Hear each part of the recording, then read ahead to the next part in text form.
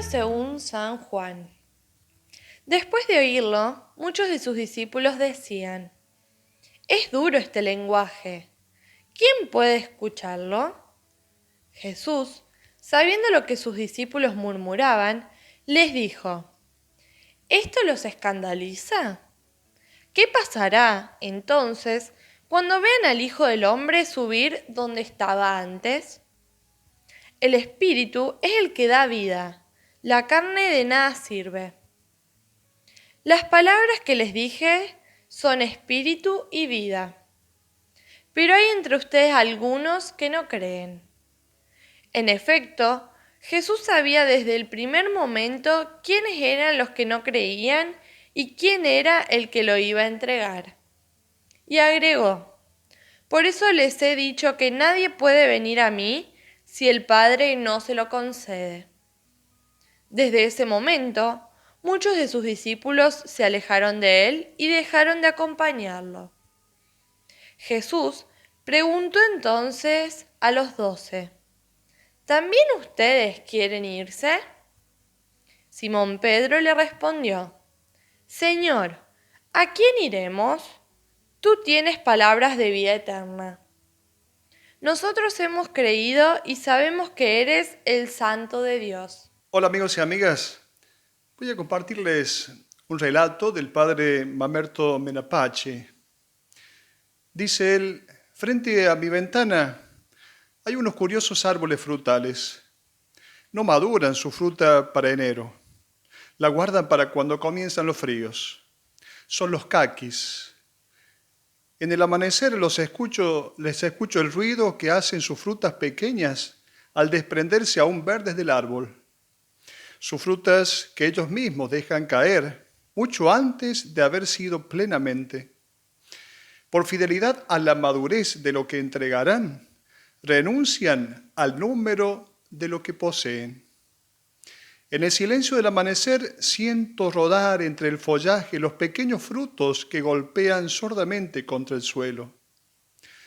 Son tantos los que caen que aquel que solo los observa de pasada creería que se trata de un fracaso total. Cuando se está frente a un árbol de esta especie, no debemos preocuparnos por el número de las posibilidades a las que renuncia, sino por la fidelidad a lo que consagra su savia. Envueltos en la neblina del amanecer, los caquis lloran lágrimas verdes de frutas pequeñas. Renuncia que les exige la fidelidad de lo que está destinado a madurar. Esto sucede con estas plantas, con los caquis. La naturaleza funciona de esta manera. Renuncia y madurez van de la mano. Como seguidores de Jesús, estamos también nosotros invitados al discernimiento. Estamos invitados a hacer una elección consciente. También nosotros deberemos vivir este mismo dinamismo. La madurez exige la renuncia, pero ese dinamismo exige una elección. Y en este sentido nos pone en una cierta crisis. La palabra crisis, derivado del griego, crisis, decisión del verbo crino, yo decido, separo, juzgo, designa el momento en el que se produce un cambio muy marcado en algo o en una situación, en una enfermedad, en la naturaleza, en la vida de una persona, en la vida de una comunidad. Etimológicamente, crisis, entonces, es el juicio formado sobre una cosa después de examinarla cuidadosamente. Se suele decir que toda crisis es una oportunidad para un cambio de rumbo. Toda crisis es mitad un fracaso y mitad una oportunidad. Es un fracaso, claro, porque el mundo se nos viene abajo. Perdemos la creencia o la confianza en un marco de seguridades al que hasta ahora habíamos estado atenidos. Esta decepción nos sirve para repensar la nueva situación e intentar revertirla o corregirla. Entonces, la crisis es oportunidad para el crecimiento y la maduración. La propuesta de Jesús pone en crisis a sus seguidores. Por eso experimentan que sus palabras son demasiado duras. Hacer de la propia vida un don no es algo fácil, ni tampoco es algo cómodo. Requiere sacrificio, renuncia, ascetismo. Requiere aceptar la voluntad de Dios, estar dispuestos a seguir la luz verdadera que ilumina a todo hombre, incluso cuando todo nos habla de una cosa ilógica y sin sentido. Aquí es donde aparece la pereza. Si la crisis nos posibilita el crecimiento y la evolución, la pereza, que es desamor, es la fuerza que nos empuja hacia abajo y nos impide evolucionar espiritualmente. Nos asusta cualquier cambio en nuestra vida porque emprender una nueva aventura entraña ciertamente la posibilidad de perder lo que ya tenemos. Es difícil escuchar el espíritu. Tomar decisiones según la carne parece más razonable, aunque interiormente nos damos cuenta de que, como dice el profeta Isaías, toda carne es hierba y su belleza como flor campestre. Estamos en el capítulo 6 de San Juan, en este discurso del pan de vida, donde en los versículos que hoy hemos leído se nos presenta Jesús Eucaristía. La Eucaristía como estilo de vida es una propuesta, nunca una imposición, y debe renovarse siempre. No nos vaya a pasar como aquel matrimonio en el cual la esposa le dice a su esposo: querido, nunca me dijiste que me amás. Y el esposo le responde: te lo dije el día del matrimonio. ¿Cómo que no? Te dije que te amaba en el día del casamiento, ¿es suficiente? Claro que no es suficiente. La elección de adorar a un Dios no se profesa de una vez para siempre, debe renovarse en cada momento, ya que permanentemente se presentan otros dioses que también piden ser servidos, ídolos que seducen y engañan el corazón humano. Por eso la primera lectura que la liturgia hoy nos propone, en la cual Josué hace florecer del pueblo de Israel esta hermosa expresión: lejos de nosotros abandonar al Señor, justamente está en sintonía con el Evangelio de hoy. Justamente encontramos el paralelo en el Evangelio de hoy cuando el evangelista pone en boca de Pedro aquella expresión: Señor, ¿a quién iremos? Tú tienes palabras de vida eterna. En el libro del Apocalipsis encontramos aquella expresión, aquella sentencia a la iglesia de la Odisea: conozco tus obras, no eres frío ni caliente, ojalá fueras frío o caliente, porque eres tibio, te vomitaré de mi boca. Una expresión muy fuerte.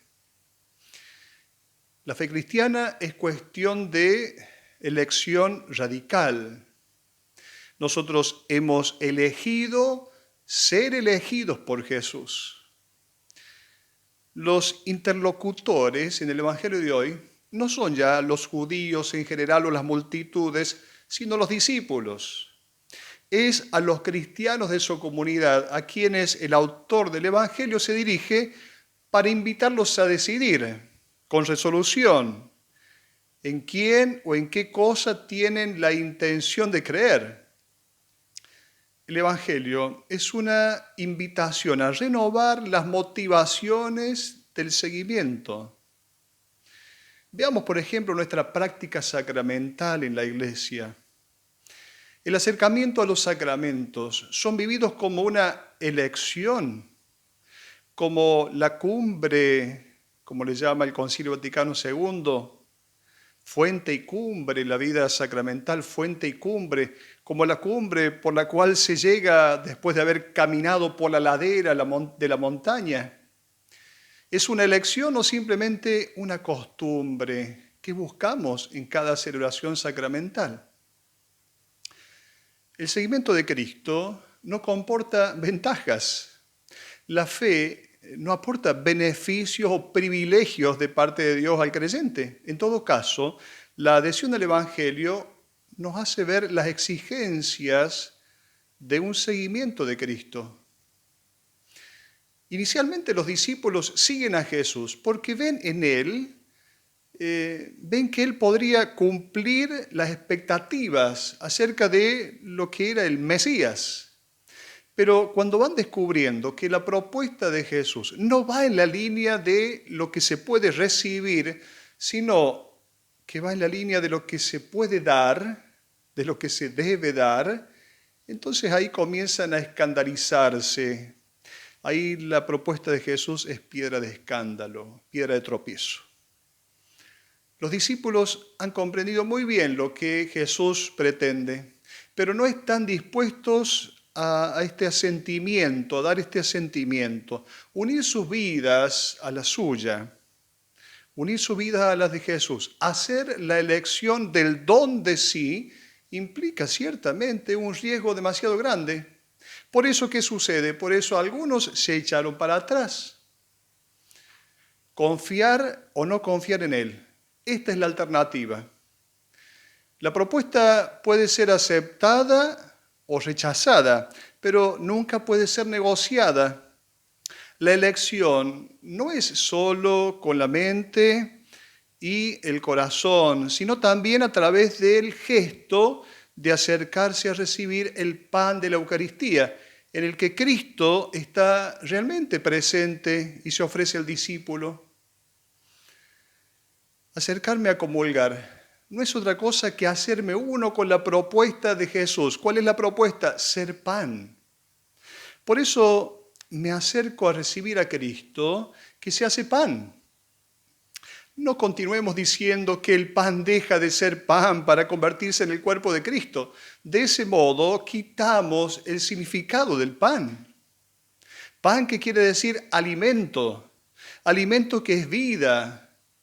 Yo soy pan para los demás, soy alimento y soy vida cuando me pongo al servicio de los hermanos. Cuando nosotros comulgamos, nos acercamos a comulgar, decimos amén. Ese amén es un doble amén. Amén que no es solamente así sea, sino que es algo más. Es así es cierto, es verdad. Es un amén al cuerpo de Cristo en la presencia eucarística y es también un amén al cuerpo místico de Cristo, que es la Iglesia. A continuación del Evangelio presenta a Jesús que en vez de mitigar su requerimiento, anuncia un momento más dramático para la comunidad cristiana, su regreso al cielo del que había descendido como pan. Jesús le va a decir, ¿esto los escandaliza? ¿Qué será cuando vean al Hijo del Hombre subir a donde estaba antes? Como si Jesús les dijera, si ahora que estoy entre ustedes tienen tantos problemas para aceptar mi propuesta, ¿qué sucederá cuando yo regrese al Padre? Por eso los discípulos son invitados a abandonar el mundo de la carne que significa el hombre en cuanto a su condición de debilidad y de fragilidad, y entrar en el mundo del espíritu. Dice Pablo a los Corintios en su primera carta, en el capítulo 2, el hombre puramente natural no acepta lo que procede del Espíritu de Dios, porque le parece una locura. Para eso se necesita, ¿qué cosa? Dice Pablo, el criterio espiritual. La conclusión luego del Evangelio pareciera un tanto triste, pero previsible. Dice el texto, desde entonces muchos de sus discípulos se volvieron para atrás y ya no estaban con Jesús, ya no andaban, no caminaban con Él, ya no lo siguieron. Estos discípulos, también presentes hoy en nuestras comunidades cristianas, no son malos, no deben ser considerados traidores, simplemente son coherentes. Se han dado cuenta de que el maestro les está exigiendo demasiado. No son capaces de dar este consentimiento y entonces se van, se retiran, quizá por un tiempo, quizá para siempre, no lo sabemos. El pasaje, sin embargo, no se cierra con el rechazo de los judíos y con el anuncio de la traición de Judas, sino con la respuesta positiva de los 12. Jesús no desalienta, exige una respuesta. Cuando Jesús dice, también ustedes quieren abandonarme, no es como si Jesús les dijera, bueno, ahora váyanse también ustedes. Ahí tienen la puerta, váyanse. Jesús no está invitando a los discípulos a irse, sino que le está invitando a renovar su sí. Es como si Jesús les dijera, ustedes no se van a ir, ¿verdad? Jesús renueva la llamada para que los discípulos renueven la respuesta a la pregunta del maestro. ¿También ustedes quieren abandonarme? Pedro, hablando en plural, va a expresar la fe de todos y entonces va a decir, Señor, ¿a quién iremos? Tú tienes palabras de vida eterna. Es la profesión de fe que hoy Cristo espera de cada uno de nosotros. Hasta la próxima.